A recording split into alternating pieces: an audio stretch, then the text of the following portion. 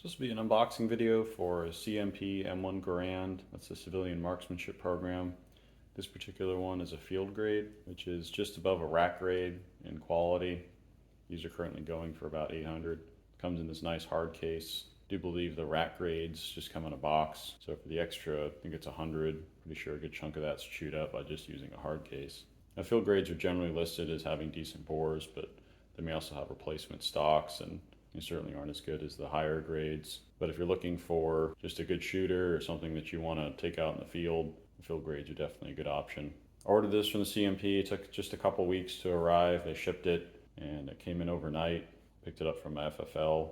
So I haven't really inspected it very closely. Just kind of took a look at it to make sure everything was in there. If you haven't ordered from the CMP before, it can kind of be a little tricky, but it's definitely worth it. You can get a pretty good M1 Garand for anywhere between $700 and $800, which is far below the standard market price for these. You find them online on auction sites, and various other retailers can be probably 2-3 times more expensive than that.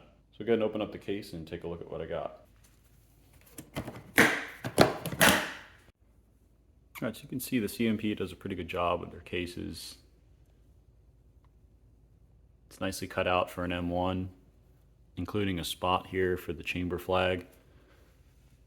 It also has some foam in here to help protect some of the parts on the stock as well as the receiver. You can see it has a piece of foam here and a piece of foam here to help protect that rear sight. There's another piece of foam in the back for the butt.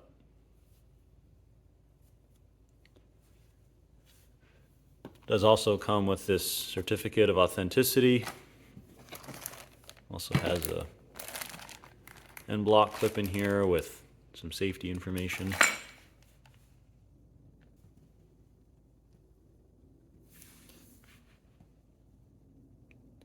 So overall it looks pretty good. The wood's pretty decent shape. This doesn't really match the rest of it, but that's okay.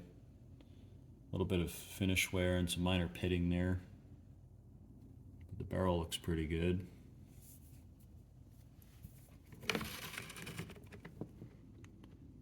Looks like it's got a 1954 barrel. This was probably rebarreled sometime after the Korean War.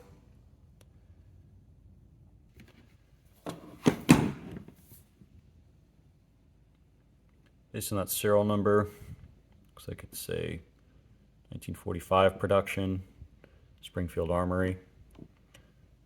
Let's have some really nice finish here on the receiver. A little bit of pitting here though.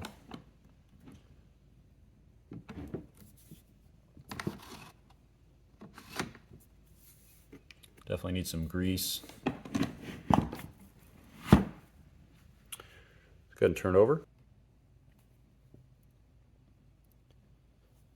Has the post-World War II stamp here, a cartouche on the stock.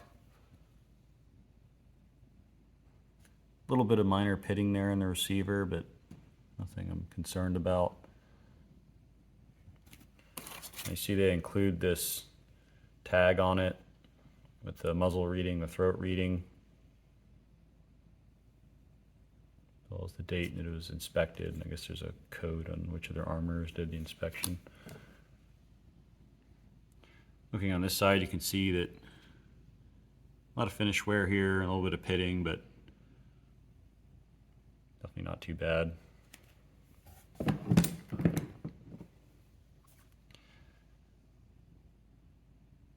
A lot of good finish here. A couple little scratches and dings, but nothing significant.